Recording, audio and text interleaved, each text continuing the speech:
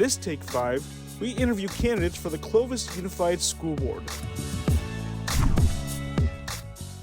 Growing that ability for the district to help provide those students who don't necessarily have the resources or the means to learn from home would be kind of really my biggest priority here, is getting that technology and those resources, as well as that training to those students or those families who don't necessarily have the ability to provide that equipment on their own. Getting the kids back to school as quick as we can, do so safely. Some of that is not up to us entirely. Obviously, there's a role for the government, the county Department of Public Health, but there is obviously an important role for the district as well, whether that's applying for a waiver, whether that's figuring out what kind of policies we need in place once the governor does allow for a return. I think the district needs to continue to be very vigilant about every dollar it spends. I don't think we should be flippantly coming back, very frequently to the voters, but there is a way.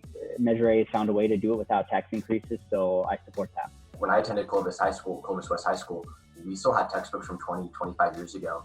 So I feel like we're taking out these funds to expand, but we're not focusing on the home front, and we're not getting new textbooks. We're not taking care of the facilities we have. So I do stand against it currently. I don't think it's physically responsible to take out another $250 million in loans at this time. I don't know if it's necessarily the district's job to push forth more policy to punish that. I believe it should be handled at a site level. The situation at Eat High School is different. If you look at the demographics, Clovis North is predominantly Caucasian.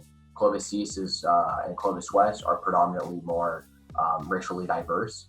So you can't cast a one policy fits all when you're looking at our 5 high school sites. I would rely, on eyes and ears on the ground. I know that we have these intercultural diversity advisory councils at each school site, and then and it's important to rely on the teachers, parents, students that are actually on the ground saying this is what's working and this is what's not working.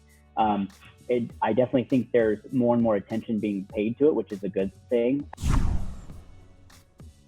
To be perfectly honest, I don't know if I have a really strong position at this point. Right now, I almost feel like if it isn't broke, don't fix it. Part of me feels like the board has been doing generally a good job. Well, I would say that I'm proud of my board and what they've been doing. So I'm a little hesitant to say that the burden's been met, that we should be changing the status quo. Then again, I'm open to considering it. Everybody should have a say in how the district is ran if you live within the district bounds. I would change it to where you don't have to live necessarily within the district that you're running for. Well, I think it is beneficial to that district. You're more likely to have either attended those schools, as in my example, or have children within those schools that you're feeding to. But I feel like it should be a district-wide vote for the school board. It's a tough line to walk.